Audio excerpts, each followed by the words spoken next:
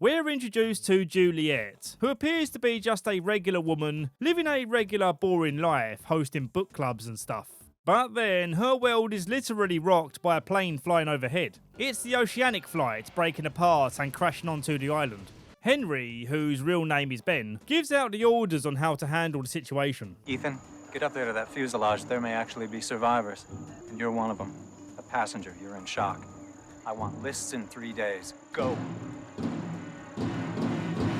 Jack wakes up locked inside a strange room, with a floor-to-ceiling glass window where Juliet tries to communicate with him. But he's not in the mood for chatting right now. He's still a little cranky, bless him. You want me to come down? Come in here and get me down.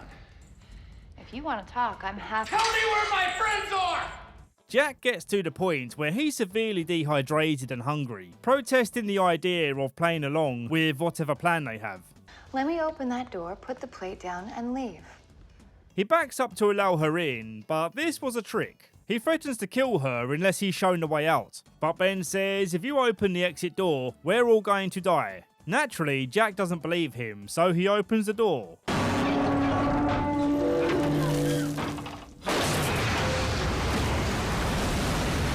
They quickly work together to close the door again, and then Juliet socks him with a clean elbow shot. Jack is calm now, and Juliet lets him know they have files on all the survivors. How they have this information is a mystery, but it's a telling sign that these others aren't to be messed with. In the flashbacks, we see Jack trying desperately to find the identity of the man that Crushy left him for. At one point, he even suspects his dad, and even though his dad is a drunk scumbag, doing this is not the kind of low he ever sank to. He was simply talking to her about getting help for Jack. I will not let you talk to me. I will not let you sleep with my wife. I'm your father. Jack, please, just let it go.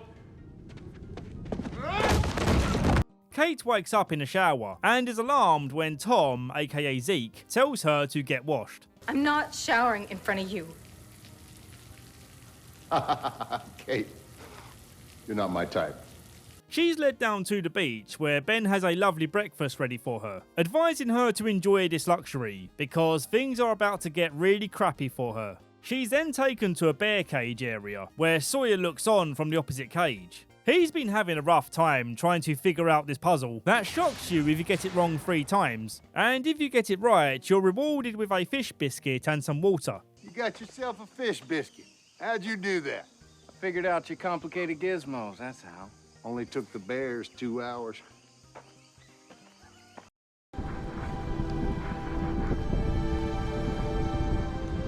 Sun has always had a secret rebellious side to her. When she was a kid, she lied about smashing a glass ballerina. 이 발레리나 네가 깨친 거니? Liar. And as an adult, she rebelled against the sanctity of marriage by sleeping with handsome hotel man. Her father walks in and isn't very happy to see her daughter being kebabbed by a different chef. He tells Jin that there's a man who is bringing great shame to the family, and therefore needs to be dealt with. 이놈이 날 망신시켰어. 난 자네가 나서서 우리 가족이 명예를 되찾아주길 바라네. I like how Sun's father tries his best to not tell Jin the awful truth, while still convincing him that this needs to be done. Jin gives handsome hotel man the beating of his life, and tells him to leave this country and never come back. And he complies with this request by jumping off the hotel balcony.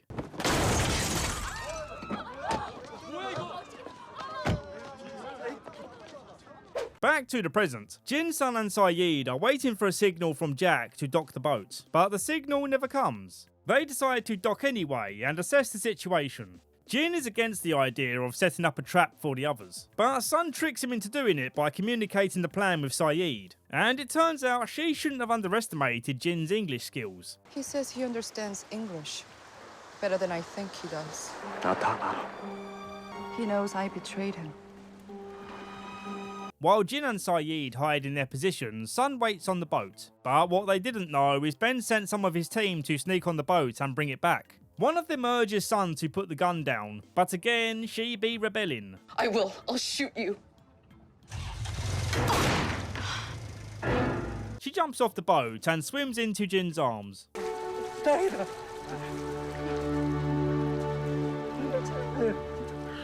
Sawyer and Kate have been put to work breaking up rocks for whatever reason, and Sawyer's really getting under the supervisor's skin. Shot. Oh, don't even get a warning? Shocked. I said shocked. If you talk to each other, you're gonna be shocked. If you touch each other, you're gonna be shocked. If you're slacking, you're gonna get shocked. He's also enjoying the view of Kate mining stone while wearing a sundress. All this digging in the sunshine has got Sawyer's hormones raging, and he passionately embraces Kate, because 1, it's hot, and 2, because he wants to catch the guards off guard. Back off! James! Put the gun down. Right now.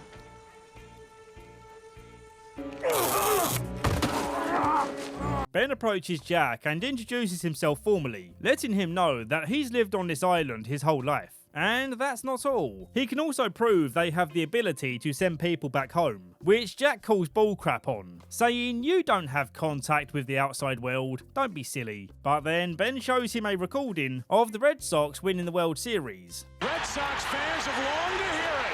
The Boston Red Sox are world champions. Can you give me some clues? What happened to yours?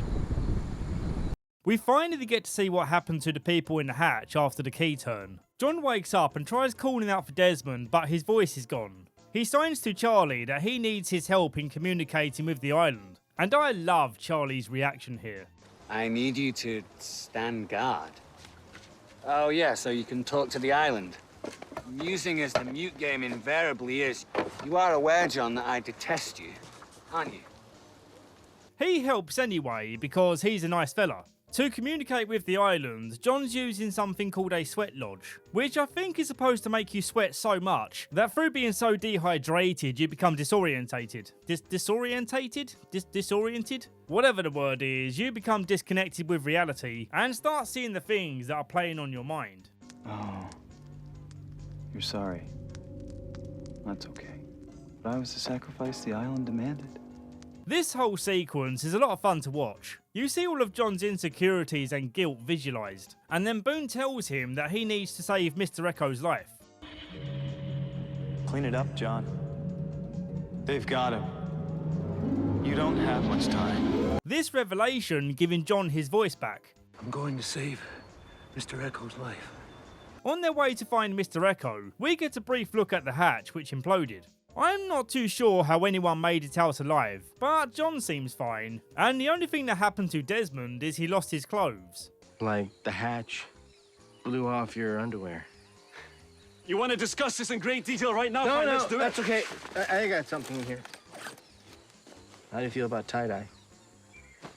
John rescues Echo from a polar bear cave, and he's very pleased to feel redeemed for unintentionally killing Boone, and also for being wrong about pressing the button being unimportant. When they get back to the beach, news breaks about Jack being captured by the others, but John reassures everyone that he has a plan to get Jack back. This speech gives Hugo a case of deja vu, because earlier on Desmond was talking about this speech as if it already happened. This is a small taste of Desmond's bizarre experience with timelines, which we'll get to see more of very soon. The flashback sequence isn't all that important or interesting in my opinion. It's about John being part of this farming community, and this young guy he picked up from the side of the road happens to be an undercover cop, who counted on John picking him up so he could bust their weed farm operation. John says he will deal with the problem, but ultimately he doesn't have the heart to shoot a guy who's just doing his job. I'm sorry, John, but you're not gonna shoot me. You're not a murderer. You're a good man. Hey, come on. Sawyer's working on a plan to electrocute the next person who approaches his cage by waiting for them to step in this puddle, and he'll find a way to connect them to the shock button. It's a really clever idea, but what he doesn't realise is Ben has a live feed on their activity. Everything they say and do is being monitored 24/7. So when he goes to try it, Ben was already prepared. Sayonara, sucker. What did you do? We turned it off. Sawyer! He wakes up in a dirty operating room, and a nervous kid has been put in charge of jabbing him with a giant needle. Yeah, I'd be cacking my pants too. You have to go through the sternum. The sternum. Like in the movie. I know. When he wakes up again, Ben places a rabbit cage on his chest and starts shaking it violently. He does this to demonstrate what happens to the bunny, who's fitted with a pacemaker, when its heart rate gets too high, telling Sawyer that he has the same pacemaker, so he better keep himself calm and stop trying to escape, otherwise pop goes his heart.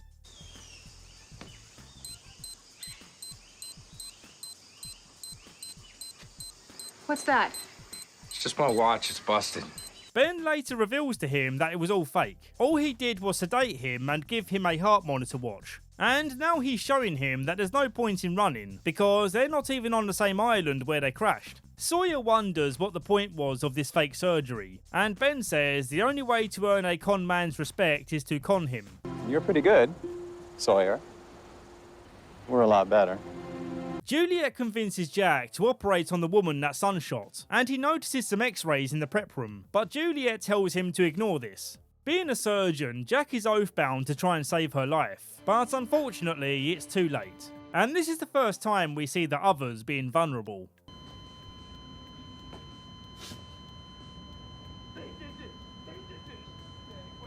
And from here on, I'll try to refrain from calling them others, now that we're starting to see their human side. The dead woman's husband happens to be the foreman that Sawyer pissed off, so he takes out his rage on Sawyer's face, demanding that in order for it to stop, Kate must confess her love for him. Yes, I love him!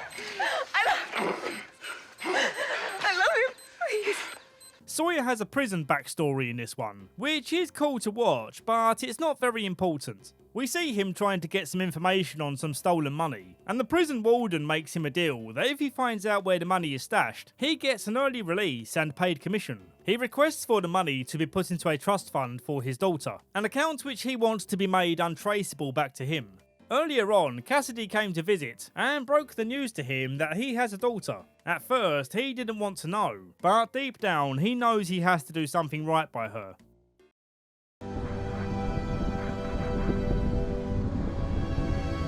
While Mr. Echo recovers, we see him dreaming about the time he got in trouble for stealing food. But he was hesitant to make a confession, because in his heart, he was looking after his brother who was hungry. He then sees the adult version of Yemi in his tent, who then sets his tent on fire. Wow, what a nice brother. The guys rescue Echo, but he disappears into the forest. Echo? Echo? In more of his flashbacks, we get to see what happened after the drug plane incident. He went back home and took Yemi's place as the town priest. His old militia days have strengthened him though, so when some new militia guys come to town, he stands his ground like the absolute legend he is. I'm not afraid of you. This defiance unfortunately causing them to gun down one of their women. When they return to the village again, Mr. Echo's ready with the counterattack.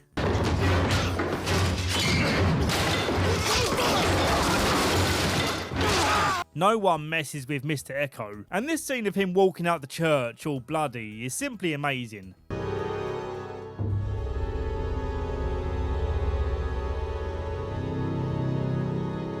Naturally, a church that's become a murder scene cannot continue to be a church, and an angry woman says you owe Yemi a new one, which explains why he was building a church on the island. Back on the island, he's been chasing the ghost of Yemi, and when he catches up to him, he says he begs for no forgiveness. For even though he's committed some sins in his life, he did most of it for the well-being of his brother. I did not ask for the life that I was given, but it was given nonetheless. And with it, I did my best. Yemi is very displeased, however, and when Mr. Echo again goes to find him, he instead finds the smoke monster, which kills him.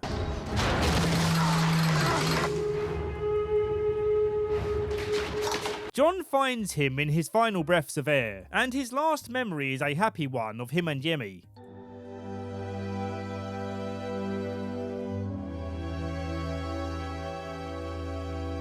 Man, I loved Echo. What a wonderful character. We're not done with this episode yet. Jack reveals that he knows the x-rays belong to Ben, and that he has a tumour on his spine which, if not operated on very soon, will kill him. Ben says, okay, you got me. And I know convincing you to perform the surgery is going to be difficult, but isn't it a crazy coincidence that you of all people happened to land on the island at the exact time I needed you to? Juliet swings by for a visit and covertly shows him a tape where she's secretly telling him to deliberately botch the surgery.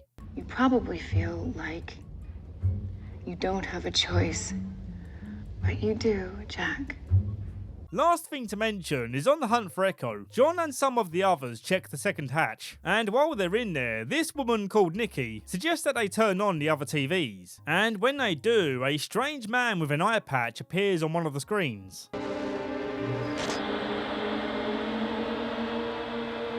I guess he'll be expecting us.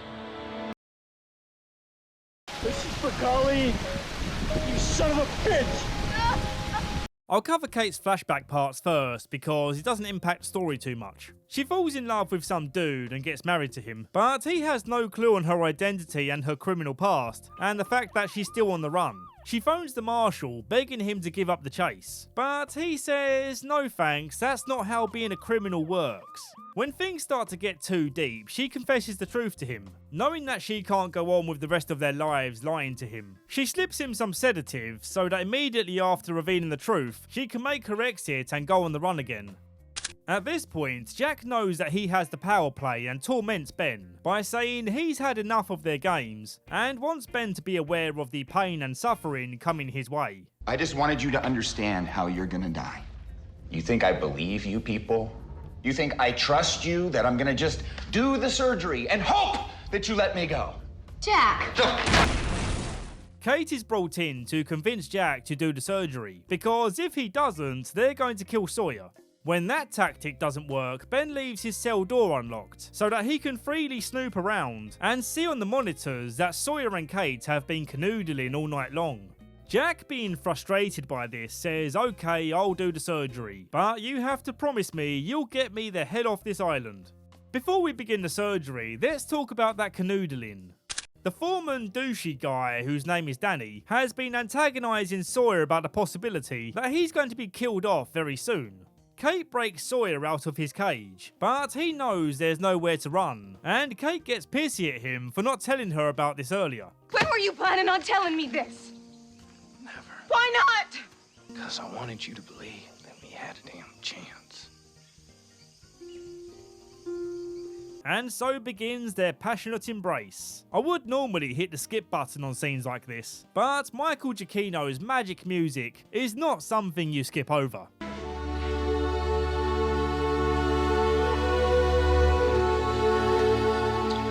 Skipping over to the next day, Danny brings Sawyer to his knees and tells him to say goodbye. This is for Colleen.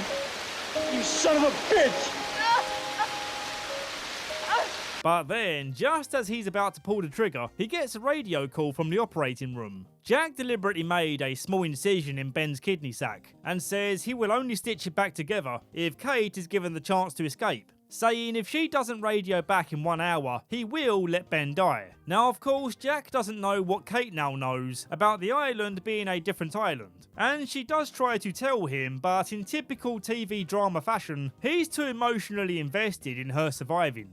Jack, I said! Go, now! I can't! Pete, damn it, run!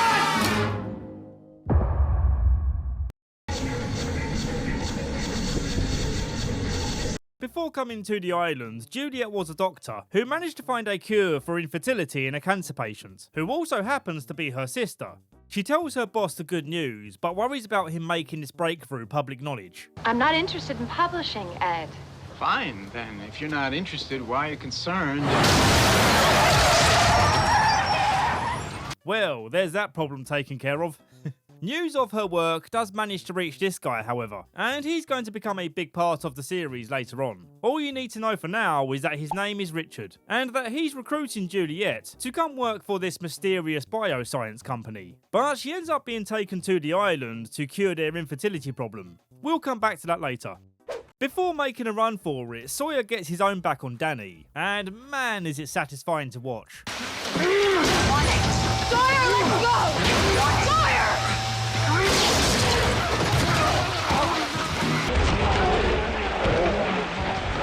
Juliet calls Jack's bluff, believing that he won't let Ben die, and she tells Tom to bring Kate and Sawyer back to base. At this point, Jack decides to dog Juliet in and reveals that they had an unspoken agreement to kill Ben. And Juliet gets all nervous like, no, not me. I wouldn't do that to Ben, he's my favourite. Make it look like an accident? That's ridiculous. She wants Ben Tom, to die. She he's said blind. that if I did it, that she would protect me. No! Kate and Sawyer reach the beach, but Danny and co open fire on them. Just when it looks like it might be game over, Alex comes along and sneaks them into a hidey hole. By the way, it's only just occurred to me that Alex is played by the same actor as Cynthia from Malcolm in the Middle. I'm so disoriented. Get me away from that heavy machinery. She offers to help them escape if they help her rescue her boyfriend, who's currently receiving some Clockwork Orange treatment.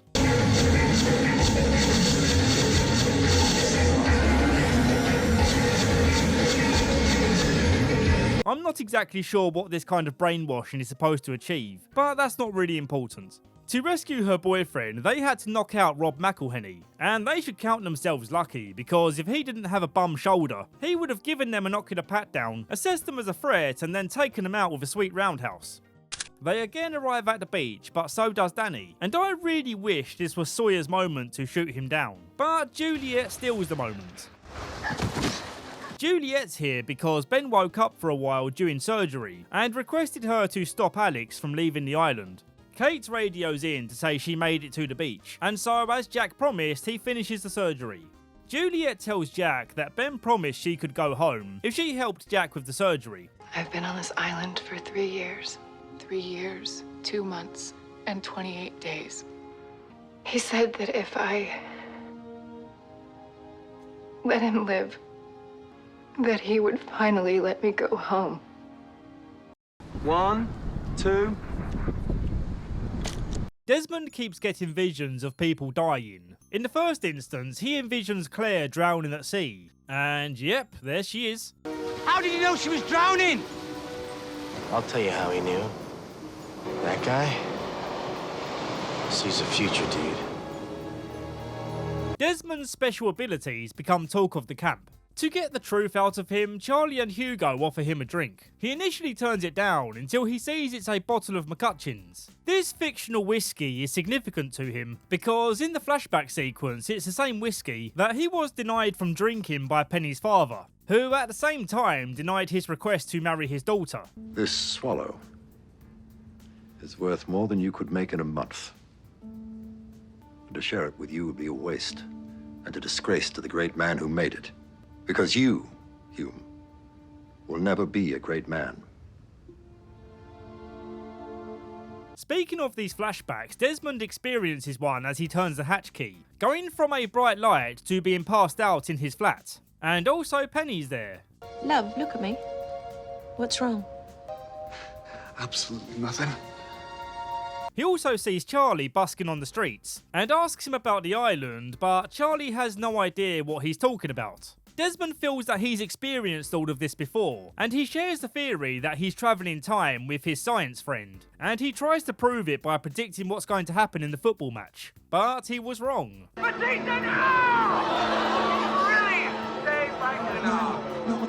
they came back. They won. He then has a very strange experience when he tries to buy a ring from a lady, and she says, no, this isn't how your timeline goes. You don't buy the ring, you walk away. Don't buy the ring, Desmond. How'd you know my name? Well, I know your name as well as I know that you don't ask Penny to marry you. Which brings you to the island where you spend the next 3 years of your life entering numbers into the computer. And if you don't do those things, Desmond David Hume, every single one of us is dead. Like the ghost of Christmas future, she takes him for a stroll and shows him the consequences of not taking a particular path. You knew that was going to happen, didn't you? This lady's name is Eloise, and she'll become a big part of the show later on. The more memorable part of this flashback is seeing Desmond and Penny posing for their iconic photo, and seeing this photo makes Desmond realise that he can't run away from his future, meaning he has to break up with her. I'm sorry, Ben, but we're not supposed to be together. While at the bar drowning his sorrows, he realises he had the wrong day for his football prediction. And then he remembers this guy coming in with a baseball bat, so he warns the bartender. Hey, Doug, brother! When Desmond sobers up a little bit, he reveals that he's not been trying to save Claire, he's been trying to save Charlie, who dies in every one of Desmond's visions when he tries to save Claire. Desmond grimly theorises that once the universe has marked someone for death, it will always find its way to you, no matter how many times you prevent it. The universe has a way of course correcting, and I can't stop it forever, no matter what I try to do. You're gonna die, Charlie. You will leave this country? Do you understand me?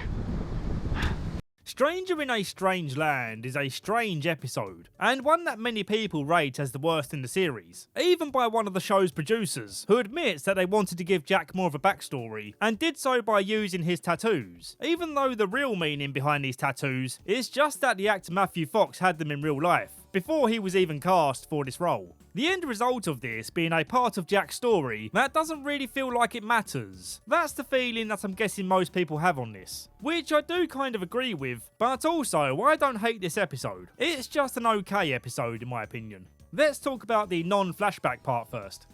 Jack suspects that now he's finished with the surgery, they're going to kill him off, but instead they switch him out of his cell for Juliet, who's being punished for killing Danny, and they transport Jack to a bear cage. Later that night, a woman comes along who reads his tattoos out loud.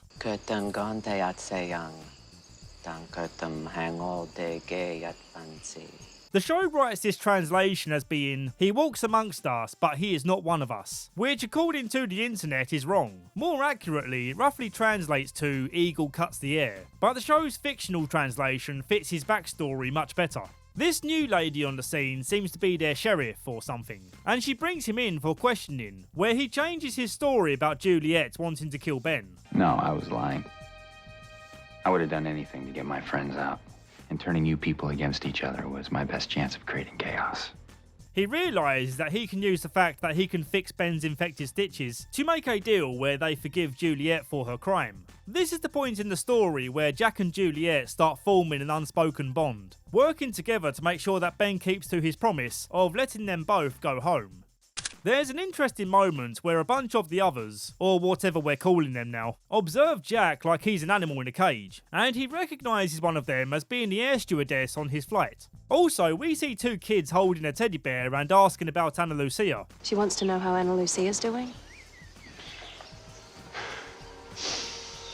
Are you serious? What? If you've got something to watch, Cindy, go watch it!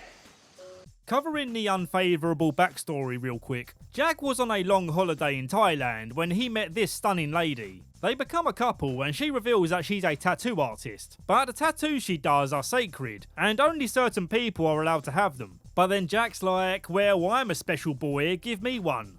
Put it on me. No, this is against my people. When her friends find out that she gave Jack one of these tattoos, they give Jack a beatdown, saying, don't you show your face around here again, boy. You will get off a beach! You will leave this country! Do you understand me?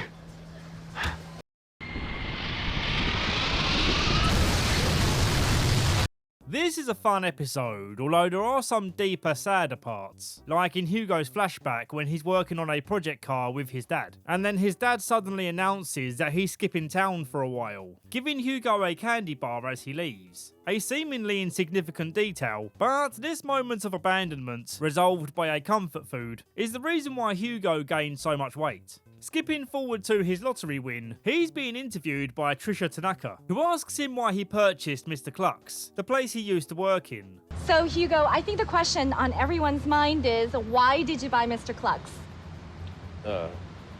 I like chicken. Wonderful. Hugo's worried about Trisha taking a look inside because it's considered bad luck to go into a place before the ribbon has been cut. And of course, he was right. And then pan through the...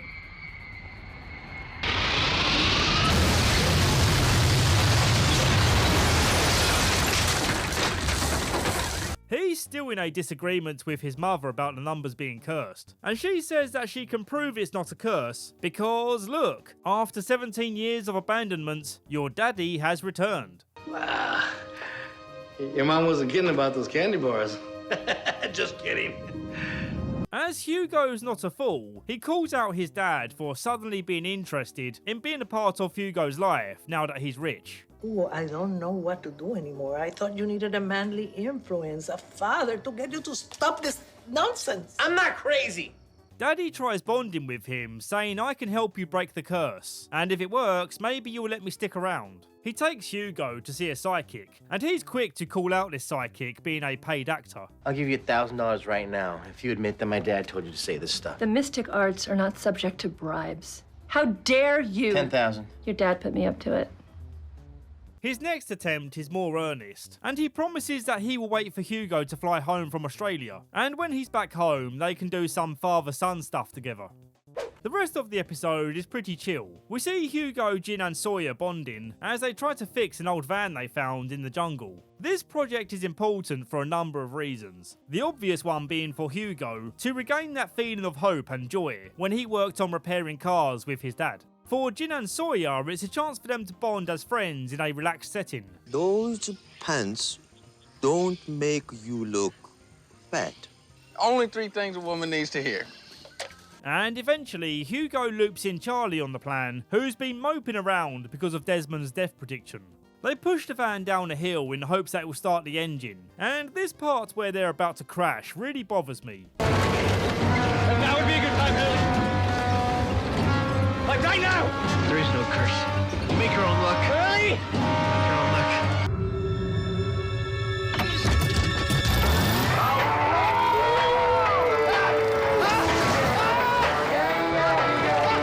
I've talked about manipulative editing before, where it breaks logic to make you certain of the result, only to then subvert your expectation unrealistically. How can they justify the crash being this close to happening with all of these manipulative cuts, and then the final cut shows you this?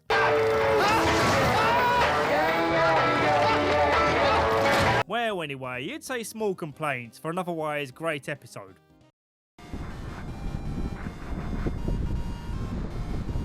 While trying to find their way back to the others, they stumble upon the Eye Patch Man. He resides in a building with a massive satellite dish on top. Sayid approaches the house with hands raised, hoping for a peaceful meeting. But this guy seems a tad paranoid. I didn't cross the line!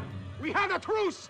This is my land! You said I could stay here! A wounded Sayid explains they mean no harm. So the Eye Patch Man lets them inside and gives them some iced tea. This guy's name is Mikhail, and it will come as zero shock that he was a Soviet soldier, who is now stationed in this Dharma outpost called the Flame, which appears to be some sort of communication centre. Although Sayid soon suspects that this guy is not a Dharma employee like he says. Mikhail is like, let's stop being silly. I know that you know I'm lying, so let's fight.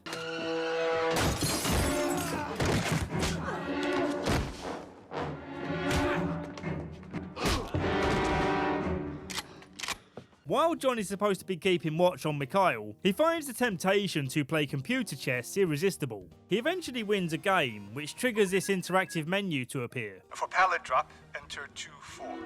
Has there been an incursion on this station by the hostiles? If so, enter 7-7. Keep your voice low and your hands in front of you. While snooping around, Kate gets jumped by the same woman that Michael made the deal with. Her name is Beatrice. Not that it matters too much, because when Sayid captures her and they try to barter a hostage trade, Mikhail shoots Beatrice dead on her command. Stop! Just do it, Mikhail! Прости меня! Because I like covering small details at random, here's the English translation for this Russian exchange of words. Don't let her talk to him! Mikhail! Stop! Just do it, Mikhail! Прости меня! Sayid takes him captive while the others wrap up to go home. John plays one last round of chess to get the override screen to appear, as this time he can test what happens when he enters 77. He catches up with the others and tells them that he entered the code.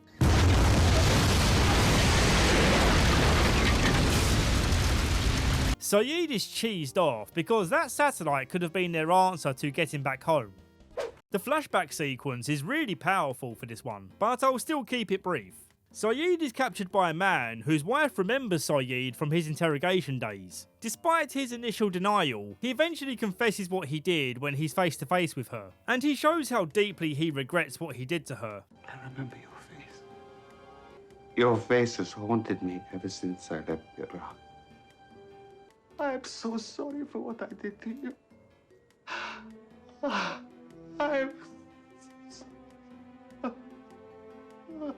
I like her analogy of saying this abused cat she rescued will occasionally bite and scratch her because it forgets it's safe. But knowing what this cat's been through, she could never be angry with it. Using this story to say that her strength as a human being is rising above the cruelty that humans are capable of, and therefore she wishes Sayid no more suffering. When my husband returns, I will tell him I made a terrible mistake, that it was not you.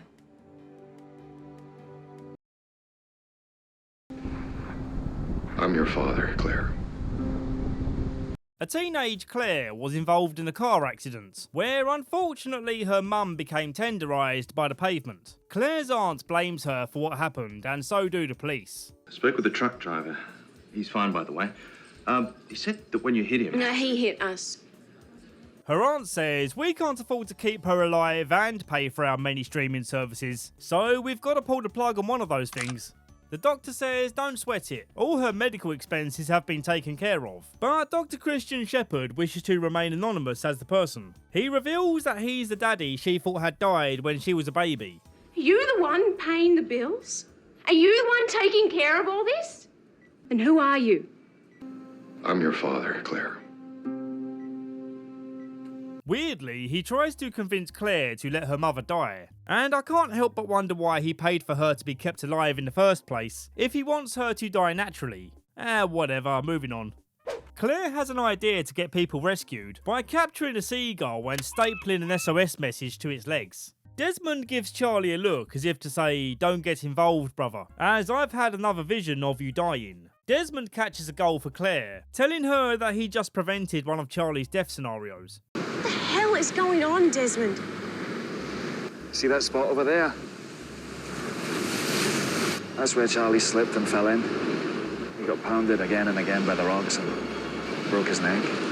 It's quite a nice moment of hope seeing them write a message back home and then setting the goal free. We've done our best to live on this island. Some of us have come to accept we may never leave it. Not all of us have survived since the crash. But there is new life, too. And with it, there is hope. Please don't give up on us. It's perfect, Claire. With Mikhail as prisoner, they make their way to find Ben's camp. The nice camp, that is, not the primitive one. They stop in their tracks, wondering what these weird-looking pillars are, seeming to be some sort of perimeter fence to the camp. Sayid freaks out when Kate tries to cross it, suspecting it to be some sort of trap, and John tests this theory by pushing Mikhail forward. Thank you.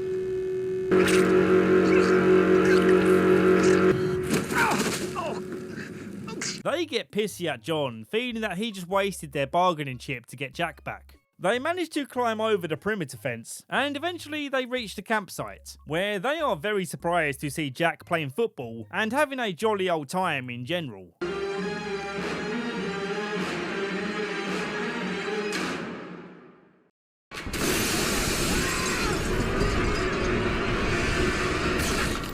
Mike from Suits visits John to say that his mum is being conned by John's dad. He confronts Daddy and tells him to give up the game and not break this poor woman's heart. The next day, police question John because Mike from Suits is now dead. Naturally, the assumption is that Daddy did it. Daddy. He tries convincing John that he's innocent and can prove it. All he needs to do is pick up the phone and call his wife. But then this happens. What's her number?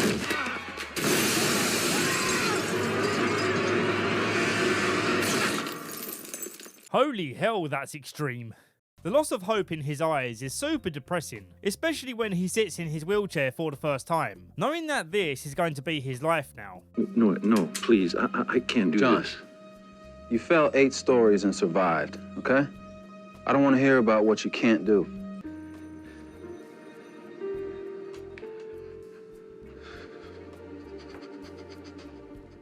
This man has been through so much, and that's worth remembering when we judge him in present day. This island has given him enlightenment, but he is still haunted by his past, and his journey is far from over. John and the others spy on Jack and realise this situation just got tricky, seeing Jack pushing Ben in a wheelchair. Kate sneaks in first, hoping for a calm rescue, but Jack says, "Run away, we're being watched." Get down! Get down! Don't hurt her! Don't hurt her! Step back, Doc. Step back. Is it weird that I immediately recognise this guy as the dad from Tokyo Drift? I thought you were going to be here on the 7th. Today is the 7th.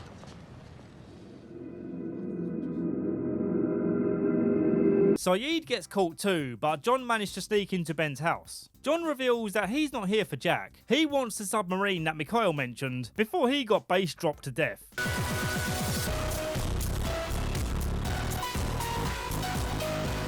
He tells John that the submarine is only used as a way to convince people that there is a way for them to get back home. This of course being a lie, Ben doesn't want anyone getting off the island.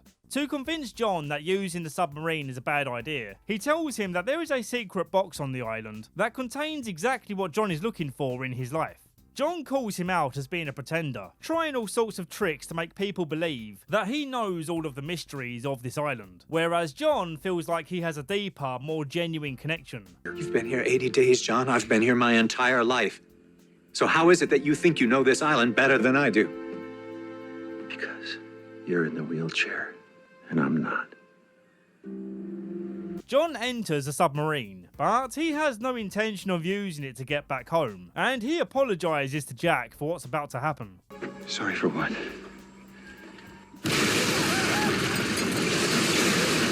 John is held prisoner, and Ben shows him that he has much to learn about the island, and he does this by revealing the contents of the magic box. Dad? Dad? Well, this certainly raises more questions than the show has answered so far, but that's all the more reason to keep watching. I'd say paralysis will happen fast.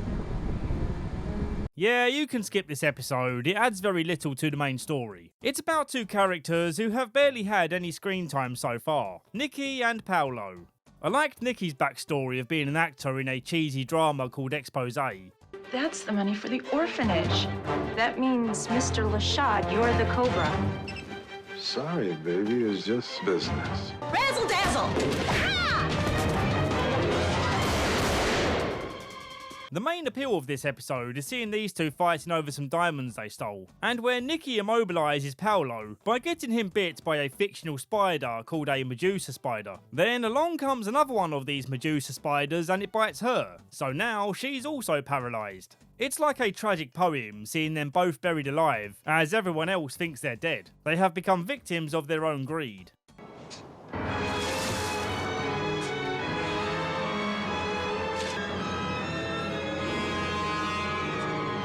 Outside of this story, Charlie confesses to Sun that he was the one that attacked her in Sawyer's plan, and Sawyer gets a sun slap as punishment.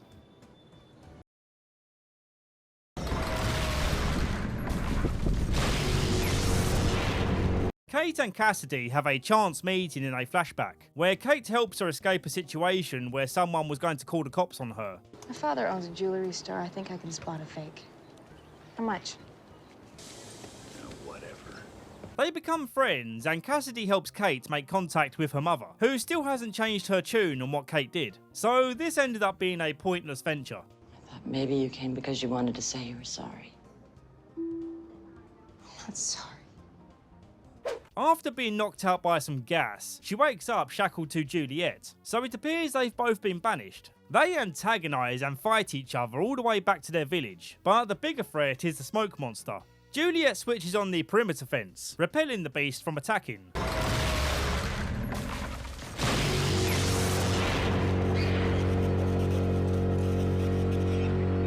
Back in the village, it appears to be deserted. John told Kate that everyone was leaving, but they left behind Jack and Sayid.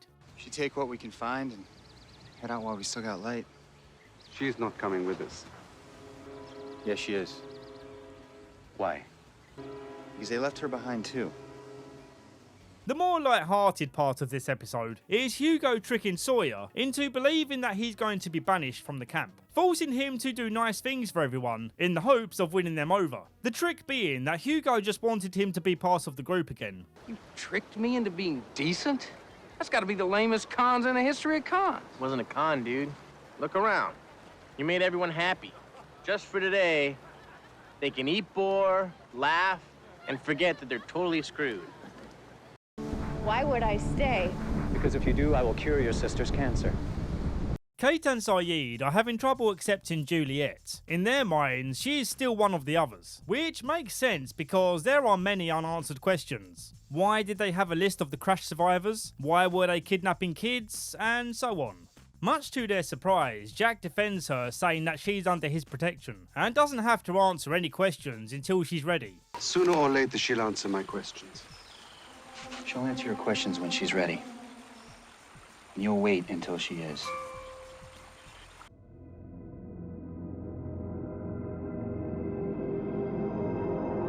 Jack and Kate are first on the scene back at the beach, and everyone is overjoyed. But the mood is brought back down when they see Juliet's here too.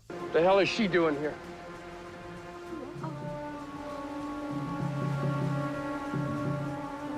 Jack has a tough time convincing the group that she can be trusted. But this discussion is cut short when Claire starts mouth bleeding. Juliet knows what's wrong with her, and this ties into her studies in the flashbacks. When she was brought to the island, she made a shocking discovery that all pregnant women die at some point between conception and birth. She wants to go home to be there for her sister when she gives birth, but Ben says there's no point in doing that because her cancer is back and she'll be dead before Juliet gets there. Ben offers her an alternative plan. Why would I stay? Because if you do, I will cure your sister's cancer. He references a guy called Jacob who's higher up in the chain of command, and we'll be learning more about that guy soon. Skipping forward in time, Ben proves to Juliet that her decision to stay was met with the promise of curing her sister. Here she is playing with her child in a park. A little over 2 years ago, to everyone's surprise, Rachel's cancer went into complete remission. Shortly after, she gave birth to a healthy baby boy. His name is Julian. Back to the present, Juliet reveals that Ethan kidnapped Claire so they could prevent her from dying using this serum that she made. And since Claire has been without this serum for some time now, the illness or whatever is killing her. She gives Claire a top up and she's right as rain again. So Juliet's a hero, right? Well, not exactly, because it turns out she planned it with Ben that she would be taken back to the beach. The whole Juliet being an outcast bit was a dirty trick. See you in a week.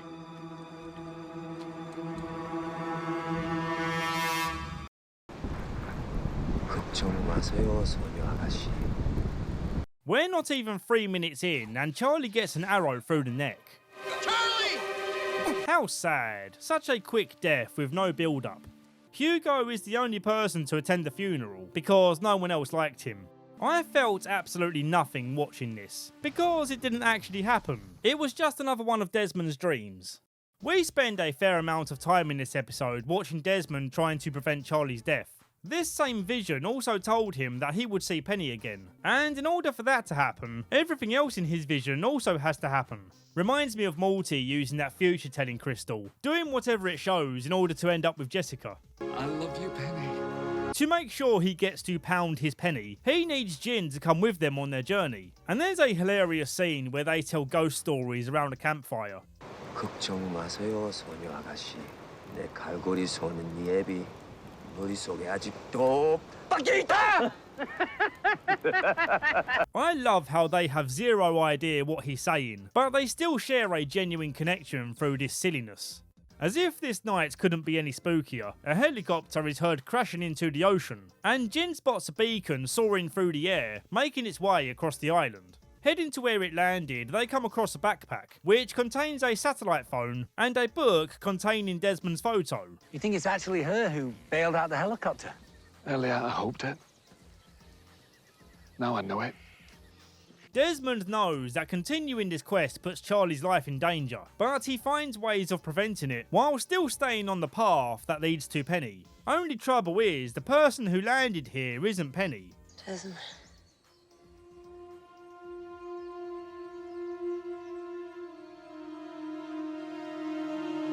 The flashback sequence shows you that Desmond used to be part of a monastery, and that explains why he frequently used the word brother in conversation. Well, then it wouldn't have been much of a test, would it, brother? One night he got drunk and the Brotherhood kicked him out, and while doing one last job for them, he meets Penny. I mean, of course, if an ex-monk already has plans, then... You know, I don't usually get into cars with strangers. Well, in that case, I'm Penelope. Very nice to meet you, Penny. What happens to pregnant women on this island? Not Penny is bleeding out, and the guys flap about, not knowing how to handle the situation. But then, arriving on the scene is Mikhail. Yeah, I'm not sure how he's still breathing after the bass drop. But here we are, and here he is, saying he's a field medic and will help her, in exchange for them letting him go. Her lung has been punctured, and Mikhail wastes no time in saving her life. Charlie isn't happy about Mikhail being allowed to walk away, but that was the deal and Desmond insists they keep to their word. Eventually, Not Penny wakes up, and she doesn't believe Hugo when he says he's a survivor of Flight 815, because they found Oceanic Flight 815 at the bottom of an ocean with all the bodies of the passengers accounted for. It wasn't easy, but we found food. No. And the hatch. No, more Flight food. 815, they found the plane. There were no survivors. They were all dead. Sun gets more backstory in this one. This woman blackmails her by saying that she's going to reveal that Sun's married to a fisherman's son, which will supposedly reflect badly on her father's business. Would anyone actually care though? Everyone loves a rags to riches story. Right away, it was obvious this woman is Jin's long-lost mother, so the reveal later on wasn't a surprise at all. She finds Jin's father to confirm her suspicions that Jin's parents aren't really dead. I love this scene. Jin's father remains so proud of him, and his delight of meeting his daughter-in-law for the first time gives you a warm, fuzzy feeling, kind of like your heart just crapped its pants. 정말 이쁘구나. 내 아들이 사랑하는 여자를 만나게 되어 정말 기쁘구나. On the island, she confronts Juliet about her fertility studies, where she reveals that Sun might die, unless she conceived before coming to the island. If that's the case, it's good news, right? Well, not really, because Sun wasn't able to conceive with Jin back home, whereas Handsome Hotel Man had fully functional swimmers in his balls. With mixed emotions, Juliet confirms that conception happened on the island. I'm so sorry, son. I will do everything that I can. It's just... You killed my daddy. We finally get back to John's reaction of seeing his dad being the thing that came out of Ben's magic box. John wants to know why and how he came to be here. And Ben says, well, it was you who brought him here. But John needs to hear it from his dad. Ben says, hey. Hey, Ben. Hey, Ben. Ben says, hey, I know you probably want to stick around and ask him some questions, but we're all going on a trip. Want to come with? John says, sure, why not? I've got nothing better to do, like finding out what the hell is going on here. Only after getting all the way there does Ben say, I don't think you're ready for this trip. You need to kill your dad first, so you can finally be free of his torment. He gives him the knife and says, go ahead. But John is still hesitant to do it, still feeling lost without knowing why his own father would steal his kidney, then completely ghost him and then push him out of a window. Ben says, don't bother showing your face to the group again, unless you're carrying your father's dead body. After reading through his file, John realises that he's the same con man in Sawyer's letters. He lures Sawyer into being locked in the same room as him so that he can finally deliver his letter. It ain't my fault your dad overreacted. If he pulled the old murder-suicide, then I'm sure he's down here somewhere. Maybe you could take this up with him? Finish it! Okay.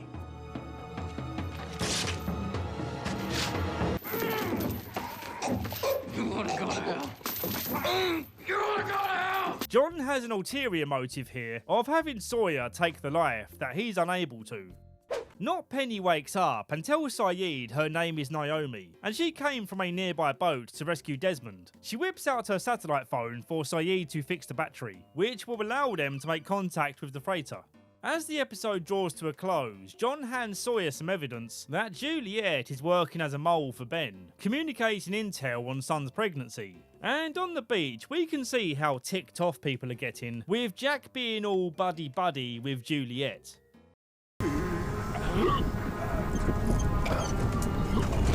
We start the episode with the birth of a baby boy. Not just any baby boy, this baby boy is Bug-Eyed Ben. We see him growing up on the island, raised by the Dharma Initiative and sometimes his alcoholic dad, who resents him for killing his mother during childbirth. Yeah, what a douche. Don't kill your own mum, that's not cool. All jokes aside, you really do feel for Ben. Growing up in this way is bound to mess you up, which explains why Ben felt little remorse in killing his dad, along with everyone else in the Dharma Initiative.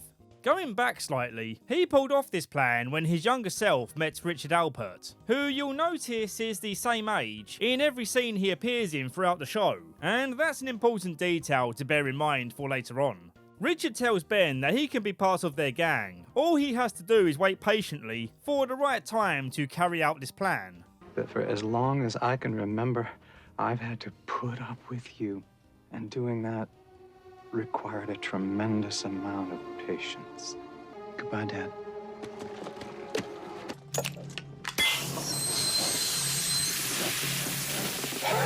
Ben?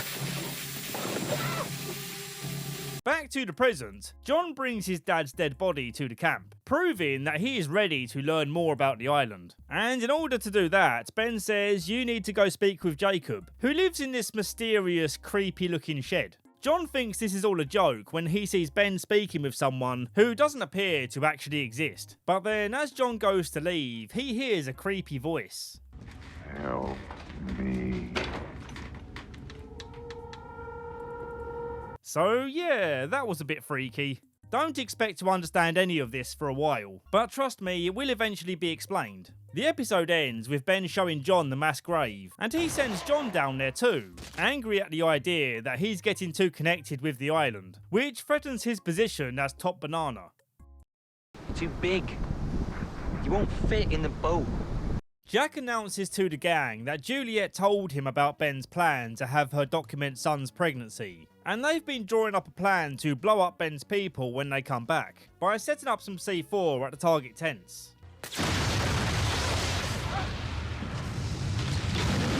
Jack's speech on this gets you very excited to see them strike back in a major way. For the very first time, we know exactly what they want, when they're coming to get it, and they have no idea. We stop hiding. We stop running. We stop living in fear of them. Because when they show up, we're gonna blow them all to hell. The episode title Greatest Hits refers to Charlie making a list of his favourite memories, something he feels he should do knowing he's going to die soon. As nice as these greatest hits are, I'm going to skim through them as quickly as possible now, because we've got tons more story to get through. Number 5, hearing their hit song on the radio for the first time. That we are. On the bloody radio! Number 4, his dad teaching him to swim at Butlins. Funnily enough, I was just there with my wife and son. Number 3, the Christmas Liam gave him his drive shaft ring. Number 2, being called a hero for stopping a woman from being mugged. And number 1 is kidnapping son. I mean meeting Claire. I'm Charlie. I'm Claire. Nice to meet you, Charlie. Nice to meet you. Sayid is working on getting Naomi's phone working so they can contact the freighter, but they need to disable the power to a signal jammer, which is located in a Dharma station called the Looking Glass. In order for this plan to work, Desmond tells Charlie that he needs to die. With this in mind, Charlie tells Jack that he's going to be the one to swim down to the station. Hugo offers to help out and doesn't take the hint when Charlie says no, forcing him to say something mean to stop Hugo from coming. Too big. You won't fit in the boat. Sound cool, man. Wait! Dude, it's fine. I don't even want to go in your stupid boat. Just remember I love you, man. Yeah, whatever. I love you too. They followed a power line further out in the sea, but when they reach the end, Desmond has a change of heart, saying no, he's going to be the one to swim down to the station. Charlie, knowing that he has to be the one, knocks Desmond out and swims down. Oh no, I hate watching people run out of breath.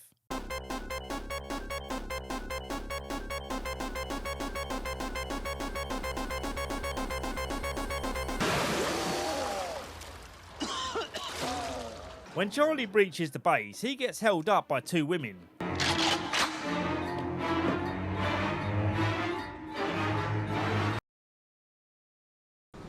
Why? Because you have work to do. Interestingly, we open on a flash forward, seeing Jack on an oceanic flight, and he gets upset when he sees a newspaper article. Even with pausing, it's unclear what he's reading here. But more importantly, this tells us that at some point, Jack does get off the island. He's so upset by this news that he stands atop a bridge ready to jump. But then a car accident happens and his hero brain switches on.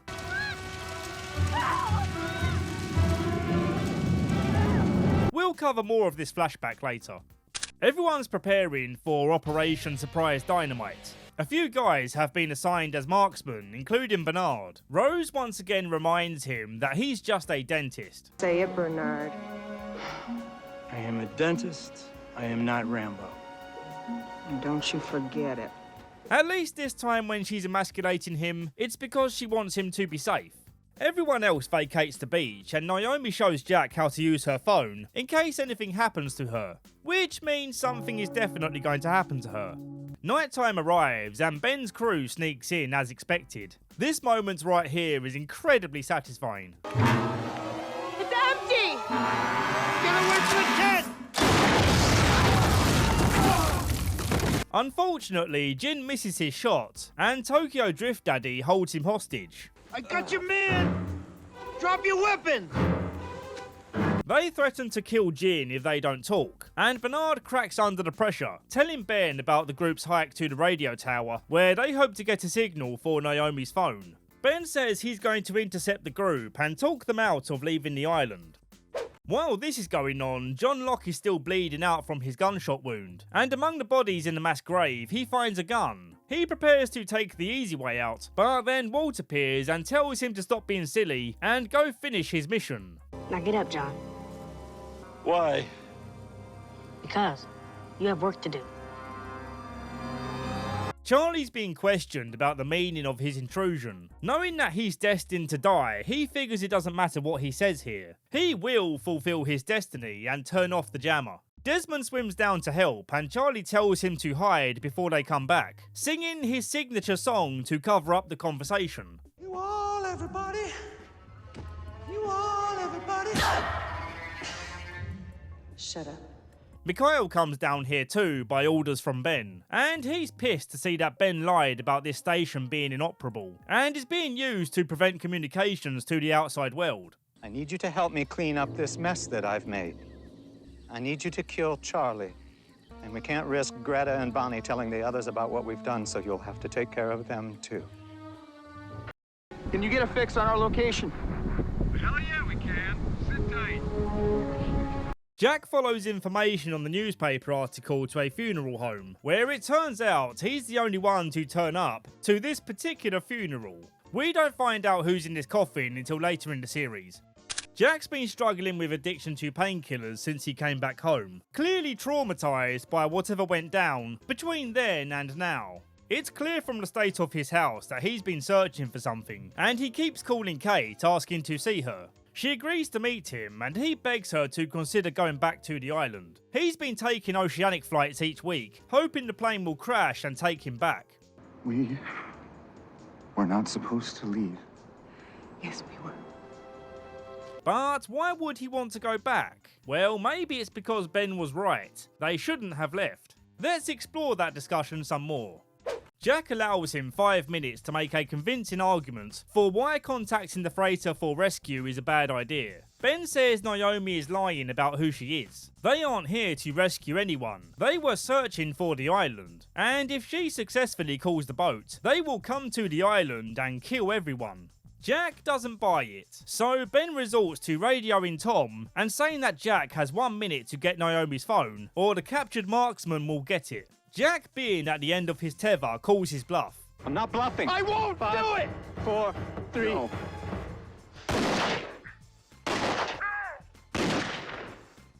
Jack beats the crap out of Ben and then radios Tom to say prepare to die, mother effer. For a brief moment, we get a nice reunion between Rousseau and Alex, but honestly, this was super underwhelming.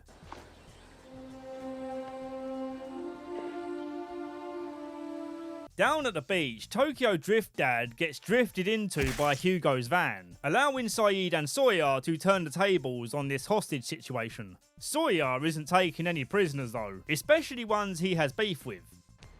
That's for taking the kid off the raft. Hugo radios in the good news, so now all they need is for Charlie to unjam the jammer. Mikhail wants to jam her offline too, and he shoots the 2 women to shut down their operation. Desmond steps in and harpoons him for being mean. I'll be back. The lady bleeding out reveals the shutdown code as being the rhythm for the song Good Vibrations, and so you see, this is why Charlie needed to be the one down here, as the only musician of the group. Charlie enters the code and immediately gets an incoming call from Penny, but the trouble is, she has no idea who the people on the freighter are, and the moment of realization hits. Naomi, parachutist. I'm not on a boat. Who's Naomi?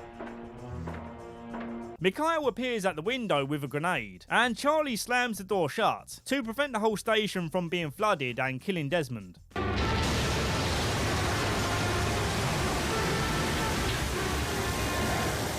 Charlie knows his time has come, and with his last remaining breath, he writes down the iconic warning for Desmond.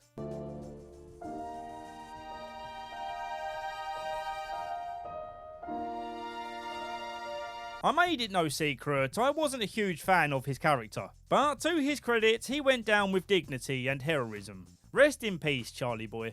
With the signal jammer down, Naomi's phone comes back online. Ben begs and pleads for them to reconsider making the call, and John sneaks in to shank Naomi, being the only one here who believes Ben. Please, put the phone down. No. You're done keeping me on this island. Jack answers the phone, and the gang are more relieved than ever to finally feel that rescue is on the way. But as we know from the flash forward, when they do get home, it's not the happy ending they were hoping for. We have to go back!